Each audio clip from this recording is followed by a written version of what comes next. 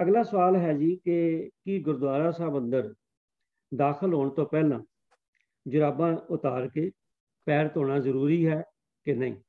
क्योंकि वीर हरजीत सिंह जी सिख रहत मर्यादा जी है वो पिछले काफ़ी समय तो ला के उन्होंने बड़े ही डिटेल ਦੇ ਨਾਲ ਸਾਨੂੰ ਇੱਕ ਮੱਦ ਜਿਹੜੀ ਹੈ ਉਹ ਦੱਸੀ ਸੀ ਔਰ ਇਹਦੇ ਵਿੱਚ ਇਹ ਐਸਾ ਟਾਪਿਕ ਵੀ ਆਇਆ ਸੀਗਾ ਤੇ ਮੈਂ ਉਹਨਾਂ ਨੂੰ ਬੇਨਤੀ ਕੀਤੀ ਹੈ ਕਿ ਉਹ ਕਿਰਪਾ ਕਰਕੇ ਇਹਨੂੰ ਹੋਰ ਚਾਨਣਾ ਪਾਉਣ ਕਿ ਕਿਆ ਗੁਰਦੁਆਰਾ ਸਾਹਿਬ ਅੰਦਰ ਦਾਖਲ ਹੋਣ ਤੋਂ ਪਹਿਲਾਂ ਜਰਾਬਾਂ ਉਤਾਰ ਕੇ ਔਰ ਪੈਰ ਧੋ ਕੇ ਜਾਣਾ ਜ਼ਰੂਰੀ ਹੈ ਜਾਂ ਕਿਹਨਾਂ ਹਾਲਤਾਂ ਜ਼ਰੂਰੀ ਹੈ? ਵੀਰ ਹਰਜੀਤ ਸਿੰਘ। ਵਾਹਿਗੁਰੂ ਜੀ ਕਾ ਖਾਲਸਾ ਵਾਹਿਗੁਰੂ ਜੀ ਕੀ ਫਤਿਹ। ਸਿੱਖ ਰਹਿਤ ਮਰਿਆਦਾ ਦੇ ਪੰਨਾ ਨੰਬਰ 10 ਦੇ ਉੱਤੇ ਜੋ 2015 ਦਾ ਐਡੀਸ਼ਨ ਹੈ, ਧਰਮ ਪ੍ਰਚਾਰ ਕਮੇਟੀ ਅੰਮ੍ਰਿਤਸਰ ਵੱਲੋਂ ਜੋ ਰਹਿਤ ਮਰਿਆਦਾ ਛਪੀ ਹੋਈ ਹੈ, ਗੁਰਦੁਆਰਾ ਸਰਲੇਖ ਦੀ ਅਗੰਗਾ ਜਿਹੜੀ ਮੱਧ ਹੈ ਉਹਦੇ ਵਿੱਚ ਇਹਦਾ ਜ਼ਿਕਰ ਕੀਤਾ ਗਿਆ ਹੈ। ਜੋ ਗੁਰਦੁਆਰੇ ਅੰਦਰ ਜਾਣ ਲੱਗਿਆਂ ਜੋੜੇ ਲਾ ਕੇ ਸੁਥਰਾ ਹੋ ਕੇ ਜਾਣਾ ਚਾਹੀਏ। ਜੇ ਪੈਰ ਮੈਲੇ ਜਾਂ ਗੰਦੇ ਹੋਣ ਤਾਂ ਜਲ ਨਾਲ ਧੋ ਲੈਣੇ ਚਾਹੀਏ। ਸ਼੍ਰੀ ਗੁਰੂ ਗ੍ਰੰਥ ਸਾਹਿਬ ਅਥਵਾ ਗੁਰਦੁਆਰੇ ਨੂੰ ਆਪਣੇ ਸੱਜੇ ਪਾਸੇ ਰੱਖ ਕੇ ਪਰਿਕਰਮਾ ਕਰਨੀ ਚਾਹੀਏ। ਇਸ ਮੱਧ ਦੇ ਮੁਤਾਬਕ ਜੋ ਜਰਾਬਾਂ ਲਾਹੁਣ ਜਾਂ ਪਾਉਣ ਦਾ ਜ਼ਿਕਰ ਕਿਤੇ ਵੀ ਨਹੀਂ ਮਿਲਦਾ। ਹੁਣ ਸਾਨੂੰ ਥੋੜ੍ਹੀ ਜਿਹੀ ਆਪਣੀ ਵਿਵੇਕ ਬੁੱਧ ਦੀ ਵਰਤੋਂ ਕਰਨੀ ਪਏਗੀ, ਕਿਉਂਕਿ ਵਿਸਤਾਰ ਰਹਿਤ ਮਰਿਆਦਾ ਵਿੱਚ ਇਸ ਤੋਂ ਇਲਾਵਾ ਹੋਰ ਸਾਨੂੰ ਜ਼ਿਕਰ ਨਹੀਂ ਮਿਲਦਾ। ਦੋ ਵਿਚਾਰ ਇਹਦੇ ਵਿੱਚ ਸਾਹਮਣੇ ਆਉਂਦੇ ਨੇ। ਕੁਝ ਲੋਕਾਂ ਦਾ, ਕੁਝ ਸੰਗਤ ਦਾ ਵਿਚਾਰ ਹੈ ਜੀ ਜੋੜੇ ਜਰਾਬਾਂ ਪਾ ਕੇ ਚਲੇ ਜਾਣ 'ਚ ਕੋਈ ਹਰਜ ਨਹੀਂ ਹੈ। ਕੁਝ ਐਸੇ ਵਿਚਾਰ ਨੇ ਵੀ ਨਹੀਂ, ਬਿਲਕੁਲ ਨਹੀਂ ਪੈਣੀਆਂ ਚਾਹੀਦੀਆਂ। ਇਹ ਵੀ ਵਿਚਾਰ ਆਉਂਦੇ ਨੇ। ਮੇਰੀ ਬੇਨਤੀ ਹੈ, ਸਿੱਖ ਧਰਮ ਇੱਕ ਨਿਰਾਲਾ ਧਰਮ ਹੈ। ਇਹਦੇ ਵਿੱਚ ਗਿਆਨ ਤੇ ਸ਼ਰਧਾ ਦੋ ਚੀਜ਼ਾਂ ਦਾ ਸੁਮੇਲ ਹੈ। ਇਕੱਲੀ ਸ਼ਰਧਾ ਮਨੁੱਖ ਨੂੰ ਕਰਮਕਾਂਡੀ ਬਣਾ ਦਿੰਦੀ ਹੈ ਤੇ ਇਕੱਲਾ ਗਿਆਨ ਹੰਕਾਰੀ ਬਣਾ ਦਿੰਦਾ ਹੈ। ਜੇ ਇਕੱਲੇ ਗਿਆਨ ਦੀ ਗੱਲ ਕਰੀਏ, ਗਿਆਨਵਾਨ ਇਹ ਗੱਲ ਕਰਨਗੇ ਇੰਨੀ ਜਰਾਬਾਂ ਪਾਉਣ ਵਿੱਚ ਕੋਈ ਹਰਜ ਨਹੀਂ, ਤੇ ਸ਼ਰਧਾਵਾਨ ਇਹ ਗੱਲ ਕਰਨਗੇ ਨਹੀਂ, ਇਹ ਗੁਰੂ ਸਾਹਿਬ ਦੀ ਨਰਾਦਰੀ ਹੈ। ਦੋ ਚੀਜ਼ਾਂ ਦਾ ਟਕਰਾਓ ਖੜਾ ਹੋ ਜਾਏਗਾ। ਗੁਰਦੁਆਰੇ ਟਕਰਾਓ ਕਰਨ ਲਈ ਨਹੀਂ ਹਨ।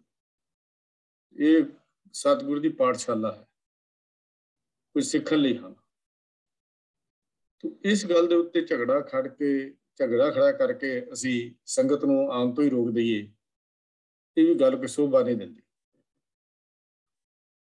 ਚੰਗੀ ਗੱਲ ਇਹ ਹੈ ਕਿ ਜਦੋਂ ਸਾਡੇ ਸਰੀਰ ਤੰਦਰੁਸਤ ਹਨ, ਅਸੀਂ ਠੀਕ ਤਰ੍ਹਾਂ ਬੈਠ ਸਕਦੇ ਹਾਂ, ਤਾਂ ਫਿਰ ਸਾਨੂੰ ਜਰਾਬਾਂ ਉਤਾਰ ਦੇਣੀਆਂ ਹੀ ਚੰਗੀਆਂ ਹਨ। ਪਰ ਜੇ ਸਿਹਤ ਪੱਖ ਤੋਂ ਸਰੀਰਕ ਮਜਬੂਰੀ ਕਰਕੇ ਜੇ ਕੋਈ ਪ੍ਰੋਬਲਮ ਹੋਵੇ ਜਾਂ ਤਕਲੀਫ ਹੋਵੇ, ਤਾਂ ਫਿਰ ਜਰਾਬਾਂ ਪਾਉਣ ਵਿੱਚ ਹਰਜ ਕੋਈ ਨਹੀਂ ਹੈ। ਇਸੇ ਸਾਨੂੰ ਜਿੱਦ ਨਹੀਂ ਕਰਨੀ ਚਾਹੀਦੀ, ਨਾ ਹੀ ਸਾਨੂੰ ਆਪਸ 'ਚ ਲੜਾਈ ਝਗੜੇ ਕਰਨੇ ਚਾਹੀਦੇ ਹਨ ਵੀ ਨਹੀਂ ਜੀ ਲਾ ਕੇ ਆਓ ਜਾਂ ਨਹੀਂ ਜੀ ਪਾ ਕੇ ਆਓ। ਇਹ ਝਗੜੇ ਵਾਲਾ ਮਸਲਾ ਹੈ ਨਹੀਂ। ਸਰੀਰਕ ਮਜਬੂਰੀ ਵਿੱਚ ਕੁਝ ਹਾਲਾਤ ਐਸੇ ਵੀ ਹੁੰਦੇ ਹਨ, ਜਿਵੇਂ ਜੰਮੂ ਕਸ਼ਮੀਰ ਵਿੱਚ ਅੱਜ ਕੱਲ੍ਹ ਤੁਸੀਂ ਇੱਥੋਂ ਵਾਲਾ ਫੋਰਨ ਵਾਲਾ ਸਿਸਟਮ ਉੱਥੇ ਨਹੀਂ ਹੈ। ਇੰਡੀਆ ਦੇ ਗੁਰਦੁਆਰਿਆਂ ਵਿੱਚ ਉੱਥੇ ਹੀਟਰ ਜਾਂ ਹੀਟੀ ਜਿਹੜੀ ਹੈ ਸੈਂਟਰਲ ਹੀਟ ਸਿਸਟਮ ਨਹੀਂ ਹੈ। ਉੱਥੇ ਠੰਡ -10 ਡਿਗਰੀ 8 ਡਿਗਰੀ ਟੈਂਪਰੇਚਰ ਹੈ, ਬਾਹਰ ਬਰਫ਼ ਹੈ, ਸਨੋ ਜੰਮੀ ਹੋਈ ਹੈ, ਨੰਗੇ ਪੈਰ ਫਰੀਜ਼ ਹੋ ਜਾਂਦੇ ਆ। ਹੁਣ ਇਹਨਾਂ ਹਾਲਾਤਾਂ ਵਿੱਚ ਅਸੀਂ ਇਸ ਗੱਲ ਤੇ ਅੜ ਜਾਈਏ ਨਹੀਂ ਜੀ ਜਰਾਬ ਨਹੀਂ ਪਾਉਣੀ ਚਾਹੀਦੀ, ਜਾਂ ਅਸੀਂ ਲੋਈ ਨਾ ਢੱਕ ਲਈਏ। ਬੇਨਤੀ ਮੇਰੀ ਇਹ ਹੈ ਵੀ ਲੋਈ ਵੀ ਤਾਂ ਪੈਰਾਂ ਨੂੰ ਹੀ ਲੱਗਦੀ ਹੈ। ਜੇ ਲੋਈ ਇੱਕ ਵਾਰੀ ਪੈਰਾਂ ਨੂੰ ਲੱਗ ਗਈ ਤਾਂ ਉਹ ਫਿਰ ਪਵਿੱਤਰ ਕਿਵੇਂ ਰਹਿ ਗਈ? ਕਈ ਵਾਰੀ ਅਸੀਂ ਇਹ ਦਲੀਲ ਦੇ ਦਿੰਦੇ ਹਾਂ ਜੀ ਲੋਈ ਨਾ ਢੱਕ ਲੈਣੀ ਚਾਹੀਦੀ ਨੇ। ਇਹ ਗੱਲਾਂ ਧਰਮ ਪ੍ਰਚਾਰ ਦੇ ਵਿੱਚ ਕੋਈ ਸਹਾਇਤਾ ਨਹੀਂ ਕਰਦੀਆਂ ਜਦੋਂ ਅਸੀਂ ਇਹਨਾਂ ਦੇ ਉੱਤੇ ਆ ਕੇ ਅੜ ਕੇ ਖੜੇ ਹੋ ਜਾਂਦੇ ਹਾਂ। ਸਪਸ਼ਟ ਗੱਲ ਜਿਹੜੀ ਰਹਿਤ ਮਰਿਆਦਾ 'ਚ ਲਿਖੀ ਮਿਲਦੀ, ਇੰਨੀ ਕੀ ਮਿਲਦੀ ਹੈ ਵੀ ਗੁਰਦੁਆਰੇ ਜਾਣ ਲੱਗਿਆਂ ਜੋੜੇ ਬਾਹਰ ਲਾ ਕੇ ਸੁਥਰਾ ਹੋ ਕੇ ਜਾਣਾ ਚਾਹੀਏ। ਸੁਥਰਾ ਦਾ ਮਤਲਬ क्योंकि अगे पैरों की गल आ गई तो मतलब हथ साफ करके जाने की गल है जरा जे असी जे जोड़े लाए हैं तो अपन हथ धोने चाहिए। उस तो बाद जे पैर मैले या गंदे हो तो जल नाल धो लेने चाहिए। और इत्थे सवाल मैले या गंदे की गल नाल लिखी हुई है, आम हालतों में पैर धोने की गल भी नहीं लिखी हुई। तो चंगी गल है असी धो के जाइए, साफ सुथरा करके जाइए, गुरु दरबार च जा रहे हैं। हाँ एक गल मैं जरूर कहनी चाहना, कम से कम ताबिया बैठे ਜਿਹੜੇ ਸਿੰਘ ਨੇ ਉਹਨਾਂ ਨੂੰ ਜਰਾਬਾਂ ਦੀ ਵਰਤੋਂ ਨਹੀਂ ਕਰਨੀ ਚਾਹੀਦੀ, ਤਾਂ ਕਿ ਅਸੀਂ ਗੁਰੂ ਦਾ ਸਤਿਕਾਰ ਭਾਵਨੀ ਜਿਹੜੀ ਭਾਵੇਂ ਬਾਹਰਮੁਖੀ ਸਤਿਕਾਰ ਹੀ ਹੈ, ਅੰਤਰਮੁਖੀ ਸਤਿਕਾਰ ਨਹੀਂ ਹੈ, ਤਾਂ ਬਾਹਰਮੁਖੀ ਸਤਿਕਾਰ ਵੀ ਸਾਡੇ ਜੀਵਨ ਦਾ ਇੱਕ ਹਿੱਸਾ ਹੈ। ਬਿਨਾਂ ਪਿਆਰ ਤੋਂ ਬਿਨਾਂ ਸ਼ਰਧਾ ਤੋਂ ਧਰਮ ਨਹੀਂ ਪਾਲਿਆ ਜਾਂਦਾ, ਤੇ ਬਿਨਾਂ ਗਿਆਨ ਤੋਂ ਵੀ ਧਰਮ ਨਹੀਂ ਪਾਲਿਆ ਜਾਂਦਾ। ਇਸ ਵਾਸਤੇ ਗਿਆਨ ਤੇ ਸ਼ਰਧਾ ਨੂੰ ਆਪਾਂ ਇਕੱਠੇ ਕਰਕੇ ਚੱਲੀਏ। मेरी निजी विचार मुताबिक इन्हां गल्लां दे उत्ते छोटियां छोटियां गल्लां दे उत्ते सानू अड़ी करके संगत विच दुफाड़ नहीं पाउणा चाहिदा, ना ही संगत विच कदी टकरार खड़ा करना चाहिदा है। शरीरक मजबूरी है तां उहदे च कोई हर्ज नहीं, पर आम हालतां विच सानू जराबां उतार लैणीआं ही वो चंगीआं हन। होईआं भुल्लां दी खिमा जी। वाहिगुरू जी का खालसा, वाहिगुरू जी की फतेह। ज्ञान ते शरधा दा सुमेल बड़ा जरूरी है। वीर जी ने दस्सिआ जिद नहीं करनी। गल तो है कि असी अपने जोड़े धार्मिक स्थान ने, देखो वैसे भी सारे संसार विच ये गल तो बड़ी पक्की मनी है भी जोड़े सिख धर्म के धार्मिक स्थान ने उन्हां च सफाई की इन्नी ज़्यादा ख्याल रखा जाता है कि उसका कोई भी मैच नहीं। और ये गल सही है। मैनूं एक गल याद आ गई बड़ी पुरानी, मेरी पोस्टिंग अमृतसर सी ते किसी महकमे का कोई आला अफसर पहली बारी अमृतसर आना सी ते मैनू फोन आया, मेरी ड्यूटी लग गई भी इन्हां नूं तुसीं दरबार साहब के दर्शन करवाने। उन्होंने इच्छा जाहिर की है कि मैं पहली बारी अमृतसर आ रहा, तो मेरी मदर ने कहा भी काका किते भी जाने तो पहला तू दरबार साहब जरूर जा। तो मेरी जिम्मेवारी लग गई, मैं उन्होंने समय फिक्स करके सवेरे सवेरे असी चले गए। वो जिस वेले परिक्रमा की तो मैनू बड़ा जो होंदा ना बंदा किसी दी अखां टड्डियां रह जांदियां ने, वो मैनूं कहंदा है एडी सफाई भी इत्थे इन्ने हज़ारां लखां लोग आउंदे ने ते संगत आउंदी एडी वड्डी, ते हुण भी कहंदा देखो किन्नी खचा खच संगत आ रही है। कहना मैनूं सारी परिक्रमा दे विच किते कोई एक भी कोई कागज़ का टुकड़ा या कोई होर बिल्कुल नहीं मिलिया। बड़ा हैरान होया। तो मैं क्या भी गल है जी बई ये शरधा है, जिथे जरूरत है उत्थे शरधा भी है। बई सवेर और शाम, तो मेरे ख्याल जे मैं गलत नहीं तो सवेरे 4 बजे तो शामी 4 बजे सारी परिक्रमा जी धोता जाता है।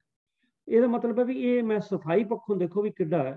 और किसी भी गुरुद्वारा साहब आप चले जाते हैं सफाई का पूरा ख्याल रखा जाता है और रखना भी चाहिए। तो ये एक सफाई का जरूर चिन्ह है कि असी जिवें वीर जी ने दस्सिया ही है भी जे पैर तुहाडे गंदे ने तो जरूर धो के जाओ, वो बगैर ना जाओ। देखो असी किते भी जाना होवे इस गल का ख्याल रखते हैं। ये तो है ही गुरुद्वारा है, इत्थे तो संगतां ने बहन, इत्थे संगतां जिहड़ियां ने वो अपने मानसिक सकून लैण लई आउंदियां ने, ते जे उत्थे ही सफाई नहीं होएगी तो सकून कित्थों आएगा।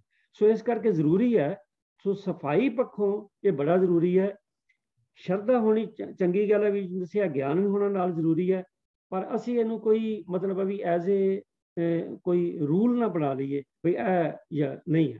ये मजबूरी या किसी की मजबूरी जिहड़ी वो भी समझनी चाहिए है। हुण जिवें गुरुद्वारा साहिबान कुर्सियां जिहड़ियां ने वो तकरीबन हुण हर गुरुद्वारा साहिबान च लगियां ने, ते इन्हां दा कई विरोध भी करते हैं।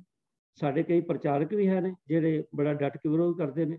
पर दूसरे पासे जरूर समझना चाहिए बई हुण क्योंकि जमाने की चाल दे नाल असीं देखदे हां कि अगे साडे बजुर्ग जिहड़े ने वो तंदुरुस्त हुंदे सीगे। हुण बजुर्गी च पहुंचदे साडे जो हालात हो रहे हैं तो आम तौर पर गोडियां की तकलीफ होंदी है या किसी नूं औकड़न की तकलीफ होंदी है। तो उन्होंने जे अगर कुर्सियां लातियां जान, वो कुर्सी ते बैठ भी जान साइड ते, तो मैं समझदा कोई हर्ज नहीं है। पर सिर्फ लोड़वंद बैठे, दूसरे ना बह जान।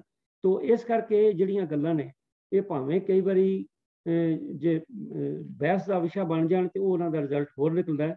बहस का विशा नहीं बना रहे, असी भी इस सिर्फ बेनती कर रहे हैं कि आप सोचना हैगा कि सफाई का किवें ध्यान रखना है। उहदे मुताबक जरा पानी है या नहीं पानी ये आप विचार कर सकते। तो वीर जी ने दस्सिया ही है जे आप ठीक ठाक हाँ, कोई प्रॉब्लम नहीं है, फिर क्यों पा के जाइए। तो वीर हरजीत सिंह जी आप जी का बहुत बहुत धन्यवाद है।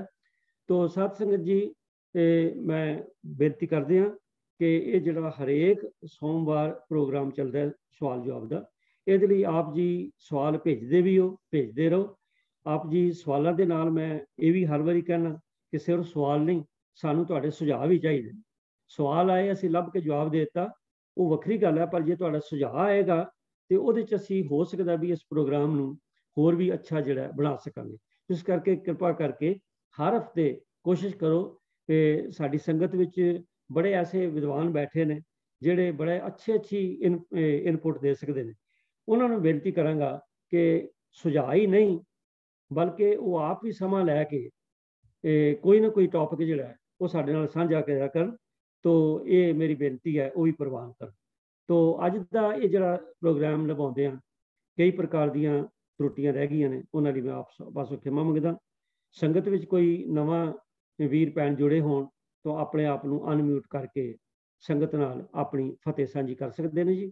तो आओ साध संगत अज दी कारगुजारी च होईयां भुल्लां दी खिमा, और अगले हफ्ते लई फेर आप पासों आस रख के इस तरह पैनल जिहड़ा है अगले सोमवार फिर तुहाडी सेवा च हाज़र होएगा जी। वाहिगुरू जी का खालसा, वाहिगुरू जी की फतेह।